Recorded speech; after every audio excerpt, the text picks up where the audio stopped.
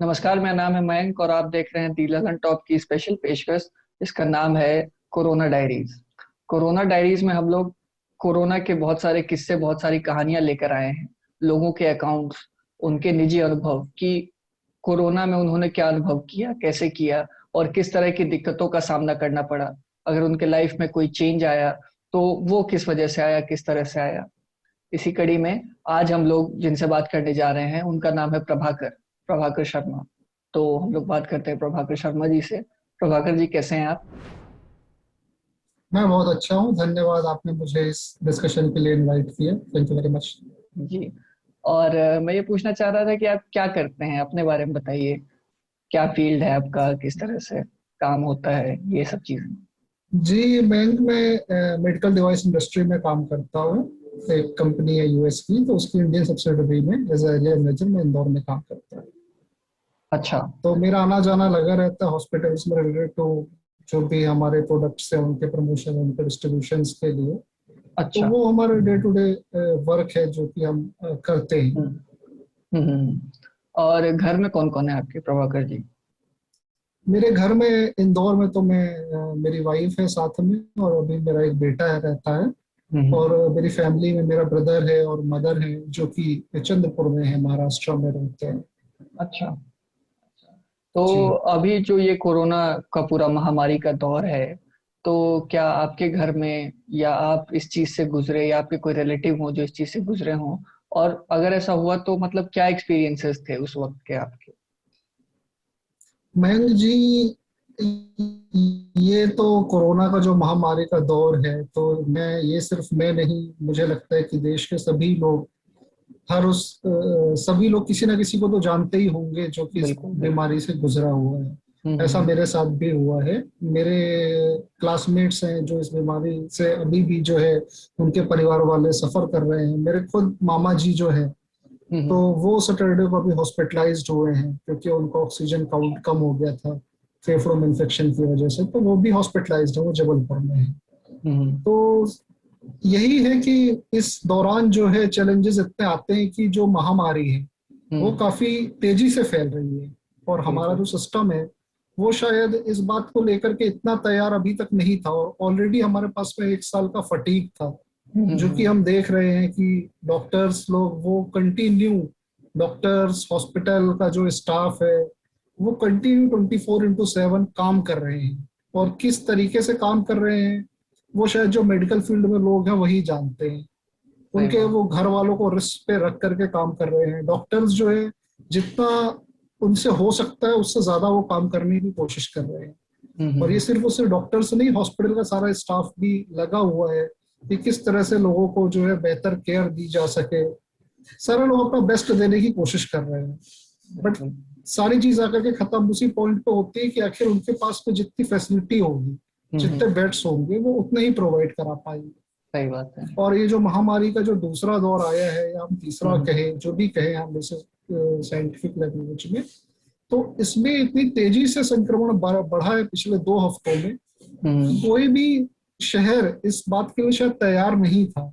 और इसी वजह से हम देख रहे हैं कि सभी जगह जितने भी हॉस्पिटल में हम जाते हैं, या जितने भी हम्म। शहर के अस्पताल हैं, मैं सिर्फ इंदौर की बात नहीं कर रहा हूँ, आप किसी भी शहर का अगर अखबार उठा करके देखेंगे तो हम्म। आपको तस्वीर जो है कमोबेश ऐसे ही मिलेगी कि जहाँ पे काफी परेशान होना पड़ रहा है लोगों को एक बेड के लिए, ऑक्सीजन के लिए, जरूरी दवाइयाँ, रेमडेसिविर जैसी जरूरी दवाइयों के लिए सही। काफी चैलेंजेस है आ रहे हैं।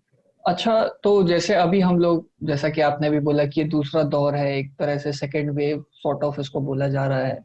तो जब ये हम्म। पहली बार हुआ था, जब हम सब लोग अननोन थे इस चीज से, और अब जो ये सेकंड टाइम हम्म। हुआ है, तो उस वक्त भी ऐसा हुआ होगा कि कोई आपके जानने वाले होंगे, कोई दोस्त होंगे जो इस चीज से गुजरे होंगे और आपको उस वजह से हॉस्पिटल्स और दूसरी चीजों का सामना करना पड़ा होगा। और इस बार भी जैसा कि जरूर आपने बताया जरूर। कि सैटरडे को, मतलब आपके साथ जो आपने बताया, ठीक है। तो हम्म। इन दोनों में आपको क्या फर्क दिखता है? क्या अभी कोई सुधार आया है या स्थिति और बद से बदतर हुई है? अगर हम जो कोविड का मैनेजमेंट है, जो उसका प्रोटोकॉल है दवाइयों का, तो अगर हम उसकी बात करें तो उसमें तो जरूर सुधार आया है, क्योंकि अब डॉक्टर्स को ये पता है कि क्या काम कर रहा है और क्या काम नहीं कर रहा है। तो उसमें तो जरूर सुधार आया है, क्योंकि पहले जो है कई सारे ऐसी ट्रीटमेंट डॉक्टर्स देते थे या कोशिश हम्म, करते थे, क्योंकि किसी को पता नहीं था कि उसका जो ट्रीटमेंट है वो प्रॉपर क्या है। सभी तरफ से रिसर्च आ रहे थे, सभी एक दूसरे से अपना एक्सपीरियंस शेयर कर रहे थे सारे डॉक्टर्स। तो हम्म, अभी वो डिसीज को एक बेहतर तरीके से समझ पा रहे हैं। बिल्कुल। लेकिन अभी जो ये है कि जो दूसरा दौर इस तरीके से अलग है कि जो इसका वायरस है वो भी पता है आपको कि वो म्यूटेट होता रहता है। तो हम्म, उसने भी म्यूटेट होकर के अब वो इस कंडीशन में आ गया है कि अब ये फिर एक नए तरह का वायरस है। डॉक्टर्स को जो है कभी कभी नेजल स्वैब से भी उनकी रिपोर्ट नेगेटिव आ रही है पेशेंट को, नेगेटिव आ रही है, बट सही। उनके लंग्स में पूरी तरह से संक्रमण फैल चुका है। ऐसी रिपोर्ट को डॉक्टर बताते हैं। तो ये जो है दोनों जो दौर हैं वो अपने आप में काफी अलग है। पहले दौर में डॉक्टर्स को समझने में थोड़ा टाइम लगा और वो एक नया था, तो डॉक्टर्स भी दे वर अप फॉर द चैलेंजेस। वो खुद जो है प्रिपेयर थे, वो फटीग नहीं था। हम्म, सारे जो है मेडिकल स्टाफ काम कर रहे थे और वो उनके लिए भी नया था, सो दे वर अप फॉर देयर सर्विसेज। और नए नए बेड्स बढ़ाए जा रहे थे, हॉस्पिटल जो है वो लोकेट हो रहे थे। बट अभी हम्म, दूसरे दौर में सबसे बड़ी बात ये है कि जो इसका स्प्रेड है वो काफी फास्ट है। पहला तेजी से दौर में ये बढ़ रहा काफी है, काफी ग्रेजुअल तेजी था। से बढ़ रहा है। काफी ग्रेजुअल था पहले दौर में, धीरे धीरे बढ़ हम्म, रहा था। अभी स्प्रेड फास्ट है। और हमारा जो हॉस्पिटल के जो डॉक्टर्स हैं और जो हम्म, स्टाफ है, so they hmm. Are also under very hard fatigue. वो भी काफी इस दो बीमारी से थक गए हैं, तो परेशान हो एक गए हैं। जैसे बोला जा रहा है कि चूंकि अब हमारे पास वैक्सीन है तो एक सॉर्ट ऑफ अपर हैंड है अब डॉक्टर्स और जो डेफिनेटली। हेल्थ केयर सर्विसेज हैं उनके पास, हेल्थ केयर सिस्टम जो है उनके पास एक अपर हैंड है। तो इसके बारे में आप क्या बोलते हैं कि क्या उस वजह से एक्चुअल में कुछ दिख रहा है फर्क, या फिर ज्यादा असर नहीं हो पा रहा है उस चीज का? देखिए फर्क जो है अगर वैक्सीन का बोलेंगे तो ये डेफिनेटली हमारे पास में एक अपर हैंड है, क्योंकि पहले तो हमारे पास में ऐसा कोई भी प्रोटेक्टिव चीज थी नहीं, ऐसी वैक्सीन जैसी चीज थी नहीं। वो तो अच्छा हुआ कि बहुत ही जल्दी ये वैक्सीन डेवलप कर ली गई और हमारे पास में अपर हैंड है। तो हम्म, ये अच्छा हुआ कि हमने हेल्थ केयर वर्कर्स को पहले वैक्सीन दे दी। तो हम्म, मोरोलेस अब वो जो है मैक्सिमम हेल्थ केयर वर्कर्स जो है वो कम से कम इस वायरस से कम से कम वो तो सेफ है। अगर उनको वायरस हो भी जाता है तो क्योंकि वैक्सीन के रिजल्ट्स ऐसे हैं कि अगर आपको वायरस ने पकड़ भी लिया, अगर आप इन्फेक्टेड हो भी गए, तो भी आपकी कंडीशन उतनी सीरियस नहीं होगी, आपको हॉस्पिटलाइज नहीं होना पड़ेगा। तो कम से कम एक उनका रिस्क तो कम जरूर हो गया है। लेकिन ये वैक्सीन की जो पहुंचने की स्पीड है कॉमन मैन तक, तो हम्म, उसमें अभी थोड़ी तेजी आना जरूरी है। जिस स्पीड से हम कर रहे हैं, शुरू में हमने काफी अच्छा जो है काम किया, वैक्सीन काफी लोगों तक पहुंची। लेकिन हम्म, वो जो है हमारी तैयारी शायद जो पहली वेव जो है वो जब कम हो रही थी, तो हम्म, उसको देखकर शायद हमने अपना वैक्सीनेशन प्लान जो है वो डिसाइड किया होगा और सारी प्लानिंग जो है उसी के अकॉर्डिंग की होगी। अभी ये जो अननोन चीज हमारे सामने आई है, जितनी तेजी से ये वायरस का स्प्रेड बढ़ा है, तो शायद इसको लेकर के तैयारी जो है हमारी उतनी पूरी नहीं थी, हमारे वैक्सीनेशन प्लान पे। सही। तो ये तो शायद हमारे अथॉरिटीज को सोचना पड़ेगा कि उसको हम्म, कैसे जो है स्पीड अप किया जाए सही। और जल्दी से जल्दी सबको वैक्सीन पहुंचाई जाए। थोड़ा अगर पर्सनल हो प्रभाकर जी, तो जी हाँ। आपने किस तरह के चैलेंजेस का सामना किया बीइंग इन दैट फील्ड? मतलब बाय योरसेल्फ आप खुद से भी चैलेंजेस हैं, तो तो हाँ हॉस्पिटल डेफिनेटली के बेड्स चैलेंजेस और इस काफी तरह की जो ज्यादा। चीजें थी। हम्म। तो किस तरह के चैलेंजेस तो सही चैलेंजेस में थे? मेन काफी ज्यादा थे। सबसे जैसे? पहले तो जो है हम जैसे जो हॉस्पिटल फील्ड में, तो हमारे जो आसपास के लोग हैं उनको ये हम्म, लगता है कि ये हॉस्पिटल्स में तो इनकी जो है हॉस्पिटल में पहुंच होगी, एडमिनिस्ट्रेशन में पहुंच होगी, या हम्म, मेडिकल स्टोर्स वालों को ये पहचानते होंगे। तो कभी भी किसी को बेड की रिक्वायरमेंट होती थी, कभी किसी को दवाई की रिक्वायरमेंट होती है, तो हम्म। लेट नाइट हमें फोन आता है कि यार यहाँ पे हमें बेड की रिक्वायरमेंट है या हमारे पेशेंट है जो काफी सीरियस है, तो क्या आप एक बार ही देख सकते हो, बात कर सकते हो। क्या ऑन तो एवरेज कितने ये जो कॉल्स है आते होंगे आपको पर्सनल है। डेली?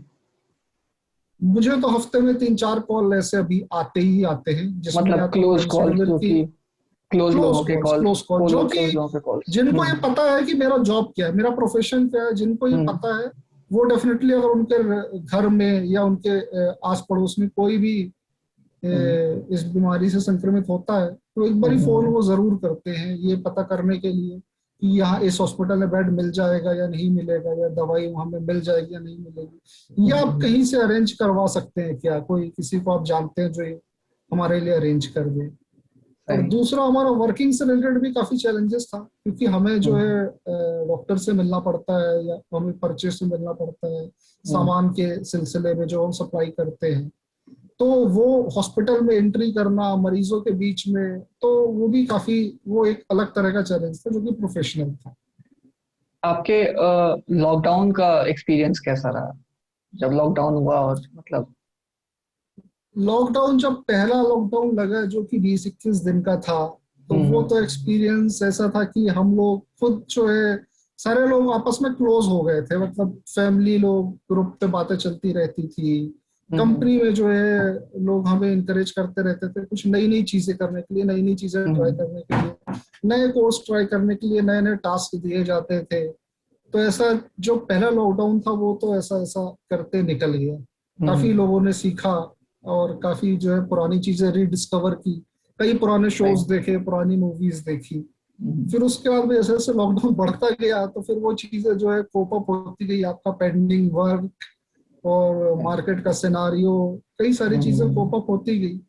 तो हम्म, यही वजह है कि शायद अब कोई ये नहीं चाहता कि परमानेंट लॉकडाउन जो है लगे, फिर से लगे क्योंकि ऐसा नहीं लोग चाहते, आप हाँ, अवॉइड ऐसा करना, आप कोई नहीं लोग जाना नहीं चाहते हैं चाहते वापस हैं। उस स्थिति में।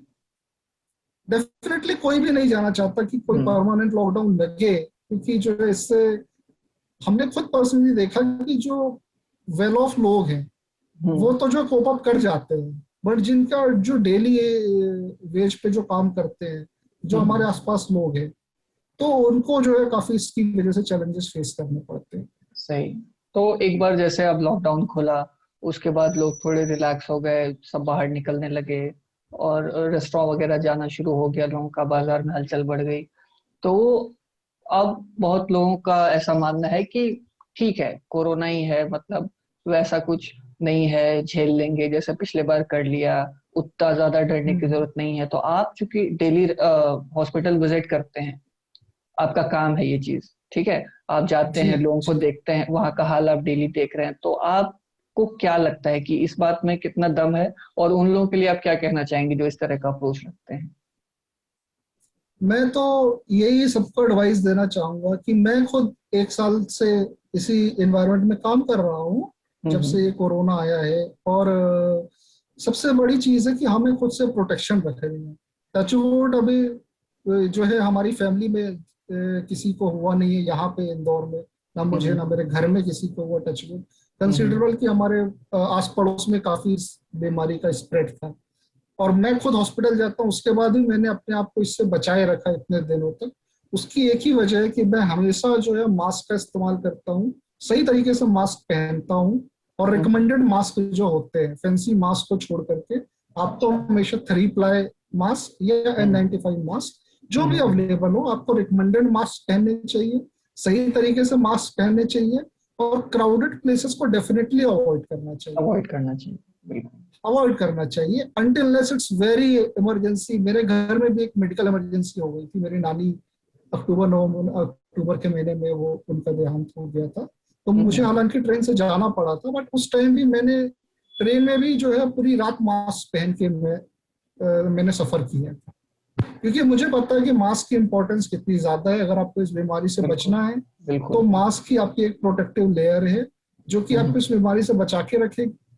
और इनकेस अगर बीमारी आपको होती भी है मास्क हम्म, लगाने के बाद, तो हम्म, उसके जो सिम्टम्स होंगे वो काफी माइल्ड होंगे। ये अच्छा। काफी साइंटिफिक रिसर्च और काफी पेपर्स में इसके बारे में ऑलरेडी हम्म, ये चीजें आ चुकी हैं, क्योंकि हम्म, आपका वायरल लोड जो है ये मास्क काफी हद तक कम कर कम कर देता है, देता है, कम काफी कर कम देता कर देता है। है। सही। जी हाँ। जैसा आपने बताया प्रभाकर जी की मतलब टचवुड की ऐसा किसी के साथ, आपके आपके फैमिली में या मतलब रिलेटिव्स में किसी को नहीं हुआ हाँ, है, मेरे लेकिन क्लोज ये में तो चीज नहीं हुआ है, क्लोज बट में मेरे नहीं मामा हुआ जी है, और तो मेरे फ्रेंड्स तो काफी बिल्कुल, उसकी वजह से बिल्कुल। अभी सफर कर रहे हम हैं। लोग भी यही विश करते हैं कि आगे भी इस तरह का कुछ ना आपको देखना पड़े, और जरूर जैसे जरूर। आप अच्छे थैंक से रह रहे हैं, फिर दोबारा लॉकडाउन की भी स्थिति ना आए जैसा आप चाहते हैं, कि वैसा परमानेंट लॉकडाउन दोबारा नहीं लगे। और ये थे प्रभाकर जी, जिन्होंने अपने बारे में बताया कि किस तरह से वो 1 साल से हेल्थ केयर सर्विसेज से ही रिलेटेड फील्ड में हैं, और फिर भी चूंकि प्रिकॉशंस और मास्क, सैनिटाइजर, इन सब का उन्होंने रेगुलर उपयोग किया, उसकी वजह से वो और उनके फैमिली अभी तक सेफ हैं, और हम चाहते हैं कि वो हमेशा इसी तरह सेफ रहें, इसी तरह हंसते मुस्कुराते रहें। तो आपको भी, जो आप ये सोच रहे हैं कि ये कुछ नहीं है, कोरोना से डरने की जरूरत नहीं है, तो आपके लिए भी ये एक सबक है कि आप भी खुद को उस तरह से प्रोटेक्ट करके रखें, मास्क, सैनिटाइजर्स, इन चीजों का इस्तेमाल करें लगातार, जिससे कि आप लोग भी बचे रहें, सेफ रहें। और थोड़ा सा इस चीज को सीरियसली लेने की जरूरत है, जैसा आप लोग सोच रहे हैं कि नहीं है या चला जाएगा या कुछ और चीज है, तो प्लीज उस चीज को कुछ दिन के लिए अवॉइड करें, क्योंकि ये हमारे हाथ में है कि हम लोग खुद को कितना ये सेफ कर बहुत सकते जरूरी हैं। बात है भाई। तो जी हाँ। ये था हमारा कोरोना डायरी सेक्शन। इसी तरह के और वीडियोस और अकाउंट्स लेकर के हम लोग आपके सामने आते रहेंगे। धन्यवाद।